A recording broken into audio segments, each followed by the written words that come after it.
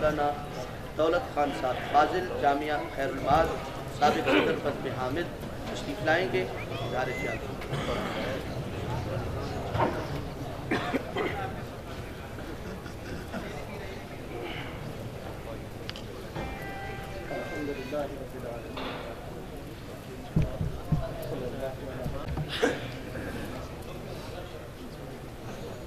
شکریہ فضل حامد، شکریہ خیر المعاد اور شکریہ انتظامیہ.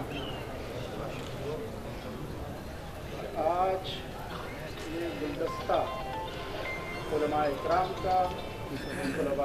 کا ایک ہی جگہ پر اکٹھا کیا. اس پر دل کے احتاب ارادے سے انتظامیہ کا شکریہ ادا کرتے ہیں. میں صرف 5-10 منٹ کے اندر اپنی گفتگو کو ختم کروں گا، کیونکہ نہ یہ تقریب کی جگہ ہے نہ خطاب کرنے کا جگہ ہے. مختصراً یہ کہوں گا کیونکہ میں تنظیمی ساتھی رہا ہوں، ساتھی جانتے ہیں ہمارے بزم حامد کے ساتھ بھی اور جمعیت کے ساتھ بھی سیاست میں زندہ باد مرد آباد کے نعرے بھی لگاتے رہے. سب سے پہلے تو میں اپنے اساتذہ اکرام کے لیے آپ کے ساتھ مل کر دعا کریں گے.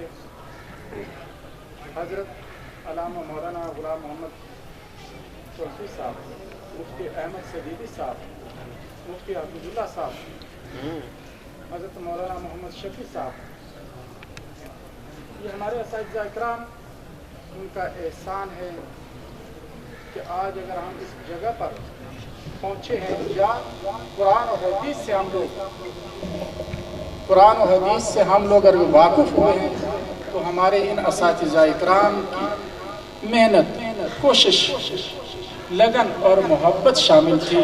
ان تمام اساتذہ اکرام کے لیے جو آج یہاں نظر نہیں آ رہے ہیں، تم سب کے لیے دعا فرمائے اللہ ان کی مغفرت فرمائے، اللہ پاک ان کے درجات بلند فرمائے، ان کی قبروں پر کروڑوں کروڑوں رحمتیں نازل فرمائے.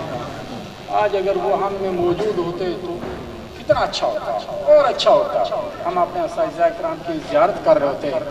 قبلہ میاں صاحب، احمد میاں صاحب، کافی عرصہ 7-8 سال جہاں انسان بیٹھ کر ایک جگہ کھاتا ہے، اٹھنا بیٹھنا ہوتا ہے، نمازیں پیچھے پڑی ہوتی ہیں، تو پرانی یادیں اللہ ان کی مغفرت فرمائے، اللہ تعالیٰ ان کے درجات بلند فرمائے.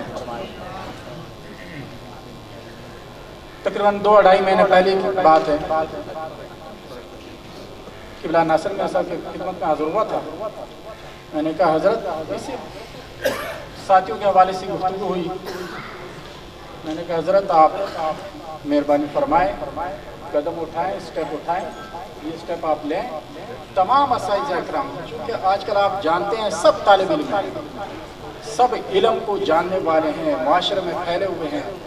آج کل اب وہ پرانا دور چلا گیا، آج موبائل کا دور ہے، آج جدید دور ہے، آج تبدیلیاں دنیا میں آ گئی ہیں، معاشرے میں ماحول میں تبدیلی آ گئی ہیں. وہی ادارہ کامیاب ہے، وہی جماعت کامیاب ہے، وہی ملک کامیاب ہے، وہی شہر کامیاب ہیں، وہی تنظیمیں کامیاب ہیں جن کا مضبوط کوئی نیٹ ورک موجود ہو. جن کا کوئی نیٹ ورک نہیں ہوتا ان کا حال ایسا ہوتا ہے جیسے ہمارا تسبیح کے دانوں کی طرح بکھرے ہوئے تھے. تسبیح کے دھاگا جب ٹوٹ جاتا ہے تو وہ دانے سارے بکھر جاتے ہیں. تو ابھی یہ شروعات ہوئی ہے تسبیح میں، یہ دانے جو ہے نا وہ دھاگے میں ڈالنا شروع کر دیا گیا ہے. اور الحمدللہ آج اس کی یہ پہلی شروعات ہے جو کہ بہت اچھا اثر ہوا ہے. اب پورے ملک سے، اور خاص کر یہ جو واٹس ایپ گروپ بنا دیا گیا ہے، میں ان ساتھیوں کا جو ہے نا شکریہ ادا کرتا ہوں. اور ساتھ میں واٹس ایپ گروپ سے یاد آ گیا، صرف آپ جس مقصد کے لیے یہ گروپ بنایا گیا ہے آپ بھی مہربانی فرمائیں صرف اسی پہ فوکس رہنا چاہیے. جس مقصد کے لیے بنایا گیا ہے وہی بات اس میں شیئر کریں. تو اب یہ سارے رابطہ تمام ساتھی آپس میں منسلک ہو گئے. کوئی بلوچستان سے تعلق ہے، کسی کا KPP سے ہے، کسی کا سندھ سے، کسی کا پنجاب سے، کوئی کشمیر سے. ابھی تک بہت ساتھی ہمارے نہیں آئے. تو اللہ تعالیٰ انتظامیہ کی اس کاوش کو قبول فرمائے، اور تمام ساتھی آپ لوگ دور دراز سے جتنے بھی تشریف لائے، اللہ تعالیٰ آپ لوگوں کی اس محنت کو اور اس آمد کو بھی قبول فرمائے۔ بس ایک آدھ بات، چونکہ آج موقع ایک اچھا ملا ہے، تو چونکہ یہ علماء بیٹھے ہیں، طلباء بیٹھے ہیں، تو یہاں عوام الناس کا یہ مجمع نہیں ہے، یہ علماء کا جو ہے نا وہ اجتماع ہے۔ اس لیے دو تین باتیں اور ذرا عرض کروں گا جو کہ اکثر مجھے تکلیف دیتی رہتی ہیں، تو میں نے کہا جب بھی موقع ملے ساتھیوں کے ساتھ، علماء کے ساتھ ملاقات کا، ان کا ذکر میں اکثر وقتاً کرتا رہتا ہوں، اور وہ یہ ہے کہ آج کا معاشرہ بالکل مختلف ہو گیا ہے۔ کاروبار کو لے لیں، معیشت کو لے لیں، آپ طرز حکمرانی کو لے لیں، طرز سیاست کو لے لیں، حتیٰ کہ مذہبی جماعتوں کو لے لیں، سب کچھ الٹ پلٹ ہو گیا ہے، مختلف ہو گیا ہے، سب کچھ بدل رہا ہے۔ تو ایسے حالات میں جب حالات بدل رہے ہیں، ماحول بدل رہا ہے، معاشرہ بدل رہا ہے، لوگوں کی سوچیں بدل رہی ہیں، لوگوں کی عقل اور جو سوچنے کا جو زاویہ ہے وہ تبدیل ہو رہا ہے، تو آپ لوگ پھر کوشش کریں جب اس طرح کے حالات ہوں تو اس کے ساتھ اپنے آپ کو ڈھالیں اور معاشرے کو اپنے ساتھ چلائیں۔ تو آپ سے یہی جو ہے نا گزارش کہ اپنے مسلک، اور آج کل جیسے میں عرض کر رہا تھا کہ لوگ اب تعلیم یافتہ ہو گیا، لوگ آپ جب بھی کوئی گفتگو کرتے ہیں، بات کرتے ہیں، وہ سب سے پہلے آپ سے دلیل مانگتے ہیں، وہ کہتے ہیں مولوی صاحب آپ یہ بات کر رہے ہیں قرآن و حدیث سے جو ہے نا یہ ہمیں اس میں دکھائیں۔ تو اس لیے میری گزارش طلباء سے، علماء اکرام سے، خطیب ہے، مؤذن ہے، مقرر ہے، واعظ ہے، جہاں جہاں پر آپ لوگ اپنی ذمہ داریاں جو نبھا رہے ہیں، آپ قرآن اور حدیث پر فوکس کریں، اسی پہ توجہ کریں، اسی پہ محنت کریں۔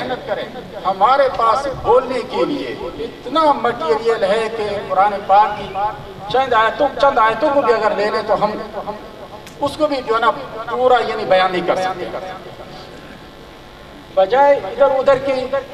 وہ میں اس لیے یہ باتیں کر رہا ہوں کہ آپ لوگ بھی ایگری کریں گے، آپ لوگوں کو پتہ ہے اسی معاشرے میں رہے ہیں، آج کل جس طرح حالات چل رہے ہیں، تو اس میں آپ لوگ دین کی جس طرح خدمت کر رہے ہیں، میں آپ سے یہی گزارش کروں گا کہ قرآن اور حدیث پر مکمل توجہ دیں۔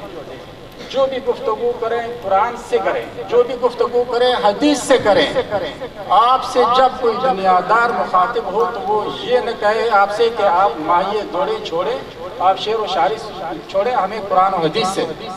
اب ہم لوگوں نے خاص کر ہمارے مسلک اہل سنت والجماعت، یہ ہمارا حق اور یہ علماء اکرام کا حق بنتا ہے، چونکہ یہ علمی محفل ہے، اس لیے میں عرض کر رہا ہوں کہ یہ علمی محفل ہے، تو میں اس لیے یہ باتیں عرض کر رہا ہوں۔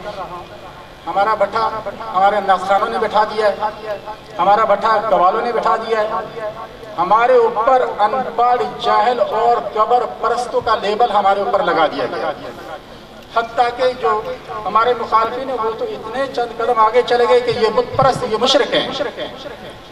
اب یہ اس اپنے آپ سے اس کو ہٹانا یہ ہے علماء اکرام کا، ہمارے علماء کا کام ہے کہ آپ لوگ اپنے اسٹیج سے، اپنے نمبر سے ان چیزوں سے برات کا اعلان کریں۔ اگر کوئی شریعت کے خلاف کام کر رہا ہے تو نہ اس کا شریعت سے تعلق ہے، نہ ہم سے کوئی تعلق ہے اس کا۔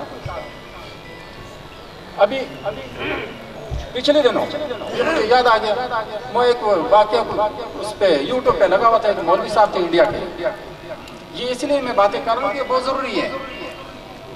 وہ لگا ہوا ہے جی حضرت غوث پاک رحمۃ اللہ علیہ کی کرامات بیان کر رہا ہے، وہ کرامات بیان کرتا شروع ہو گیا جی حضرت غوث پاک کے پاس قبر میں جو فرشتے آئے نکیرین، تو انہوں نے پوچھنا شروع کر دیا، سوال جواب شروع کر دیا، تو حضور غوث پاک نے ان کو تھپڑ مار دیا کہ آپ لوگ اتنے بے ادب، آپ لوگوں کو پتہ نہیں ہے کہ انداز گفتگو کیا ہے۔ کہ مجھ سے بات کیسے کی جاتی ہے؟ اب سوچنے والی بات ہے، آج اس کے جدید دور میں، تعلیم یافتہ دور میں، وہ بھائی کیسے باتیں کر رہے ہوں؟ تو مہربانی فرمائے غوث پاک رحمۃ اللہ علیہ کا مقام آپ یہ اونچا نہیں کر رہے ہیں، آپ ان کی یہ شان اونچی نہیں کر رہے ہیں، الٹا اور جو ہے نا ان کی آپ جو ہے اس پہ اس طرح کی باتیں من گھڑت قسم کے قصے بیان شروع کر دیتے ہیں۔ بھائی ہم نے تو آج تک 1,24,000 انبیاء علیہ السلام آئے اس دنیا میں تشریف، ہم نے تو کسی پیغمبر کا نہیں آج تک نہ دیکھا ہے، نہ سنا ہے، نہ پڑھا ہے کہ اس نے کسی فرشتے کو تھپڑ لگایا ہو اور قبر میں آ کر وہ سوال جواب کرے اور یہ پوچھے کہ جناب تم کون ہو ہم سے باتیں کس طرح کی بات کرنے والے؟ تو مہربانی فرمائیں اس طرح کی من گھڑت قسم کے قصے، کہانیاں، باتیں لوگ شروع ہو، اب یہ اس طرح کے یہ کوئی مسئلے کی فطرت نہیں ہو رہی ہے، یہ مسئلے کی بدنامی ہو رہی ہے۔ ایک جگہ میں دیکھ رہا تھا پیر صاحب محفل ہو رہی ہے، پیر صاحب نہیں ہے، وہ جو تکیہ وغیرہ جو بنا کے رکھے ہوئے تھے جہاں مسئلہ تھی پیر صاحب کے بیٹھنے کی، مریدین آ کے اس کو سجدہ کر رہے ہیں۔ میں پوچھتا ہوں یہ تمام علماء کرام بیٹھے ہیں، کیا یہ سجدہ یہ وہ جو وہاں پر وہ جو تکیے پڑے ہوئے ان کو سجدے کیے جا رہے ہیں؟ مجھے بتائیں کیا ہے یہ کیا ہے؟ ان چیزوں پہ توجہ دیں، ان چیزوں کو اجاگر کریں، ان کو بیان کریں۔ قبر کا طواف ہو رہا ہے، قبر میں مزار میں ڈھول ڈھماکے ہو رہے ہیں، عورت اور مرد اکٹھے بیٹھ کر اس میں ڈانس کر رہے ہیں، کیا یہ شریعت کا مزاج ہے؟ نہیں، قطعاً نہیں، یہ نہ شریعت ہے، نہ قرآن ہے، نہ حدیث ہے، اس کا کوئی تعلق نہیں ہے شریعت کا اس سے۔ آپ لوگ میں یہ باتیں اس لیے کر رہا ہوں چونکہ آپ لوگوں نے اسٹیج سنبھالا ہوتا ہے، ممبر سنبھالا ہوتا ہے، آپ لوگ جو شریعت جس چیز کی ہمیں اجازت دیں وہ بیان کریں، قرآن کی بولی بولیں، حدیث کی بولی بولیں، سرکاری بولی کی ہمیں کوئی ضرورت نہیں ہے، سرکاری بولی بولنے کے لیے۔